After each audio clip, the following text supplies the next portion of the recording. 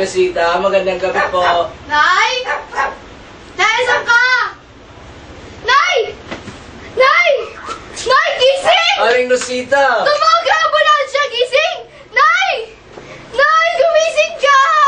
Nay! Nay! Nay! Gumising ka! Bag mo, Amag. Salamat. Nga pala, Ascension, ano sabi ni Marco? Gusto niya ipalaglag yung baby. Ano? Ano namang sabi mo sa kanya? Wala pa eh. Gusto niya talaga ipalaglag eh. Ano naman desisyon mo? Nung una, gusto ko din ipalaglag.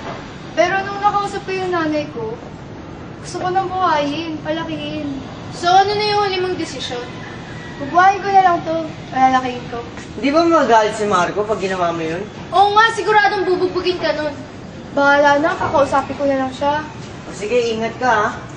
Gusto mo ba ng kasama, Asuncion? Wag na, delikado yun. Ano ba, mas delikado pag mag-isa lang siya. Tama si Juan, Amor. Delikado yun. Mag-isa lang siya. Sige, basta pag kailangan mo ako, tawagin mo lang ako, okay? Okay. Salamat. Sige na. Okay. Marco! Anong ginagawa mo dito? Gusto kita makausap.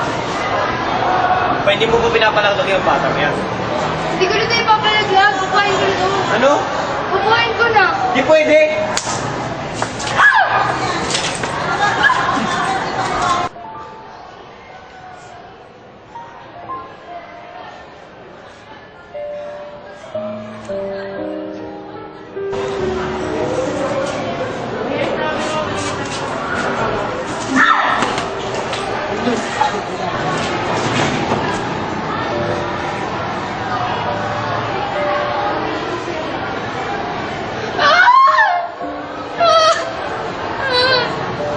Asuncion!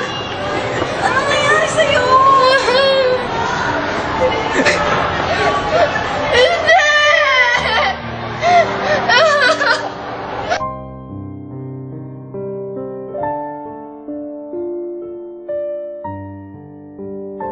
Asuncion?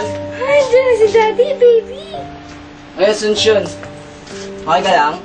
Ay, dyan, kanina ka pa hinintay ni baby. Uy, Asuncion, ako to si Bill. Eh, no, Uy, baby, oh. anong baby? Yung baby. Hindi mo na naman ininom yung gamot mo, no?